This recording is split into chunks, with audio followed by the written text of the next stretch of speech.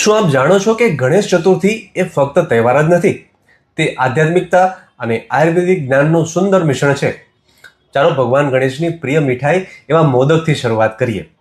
પ્રથમવાર દેવતાઓએ દેવી પાર્વતીને એક દિવ્ય મોદક અર્પણ કર્યો હતો અને કહ્યું હતું કે જે કોઈ તેને ગ્રહણ કરશે તે સૌથી બુદ્ધિશાળી બનશે.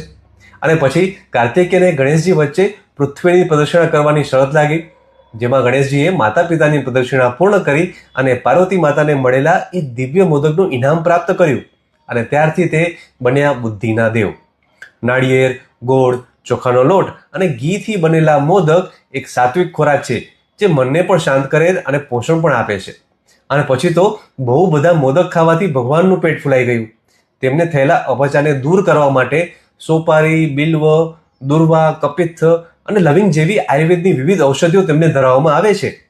એક ઓછી જાણીતી દંતકથા અનુસાર ખૂબ ભોજન આરોગવાથી જ્યારે ગણેશજીનું પેટ ફૂલાવા લાગ્યું ત્યારે ઋષિઓએ તેમના પેટની આસપાસ એ પેટ ના ફૂલાય એટલા માટે સાપને બાંધી દીધો, જેના કારણે તેમના શરીરમાં વિષનો પણ વધારો થઈ ગયો અને પિત્ત વધી ગયું. તેવી જ રીતે આગ ઓકતા અનલાસુર રાક્ષસના ત્રાસથી લોકોને બચાવવા ભગવાને તેને ગળી લીધો અને એક ક્ષણે ગણેશજીના શરીરમાં ભયંકર દાહ, તાવ અને પિત્ત દોષ શરૂ થયો.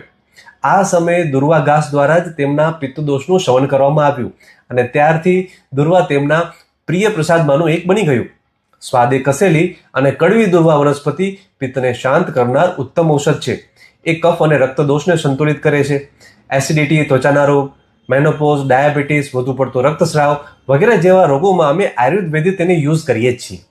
ત્રિદળવાળી દુર્વા સત્વ, રજ, તમ અથવા તો શરીર, મન અને આત્માનું પ્રતીક છે અને ગણેશજીને દુર્વા અર્પણ કરવું એ આપણી આંતરિક અગ્નિ અને અહંકારને શાંત કરવાનું પ્રતીક છે.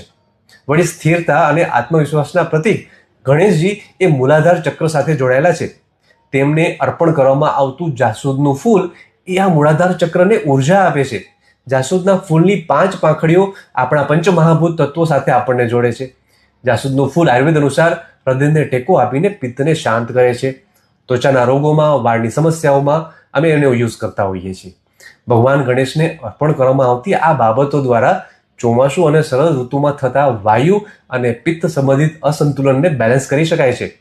તેથી જ્યારે આપણે ગણેશજીની પૂજા કરીએ છીએ, તેમને યાદ કરીએ છીએ, ત્યારે ખાસ તમે યાદ રાખજો કે આપણે મન અને શરીરને આયુર્વેદ રીતે સંતુલિત કરીને જીવનને આધ્યાત્મિક રીતે પણ ઉચ્ચ સ્તરે લઈ જઈએ છીએ. આ છે આપણું આયુર્વેદ અને આપણી ભારતીય પરંપરા.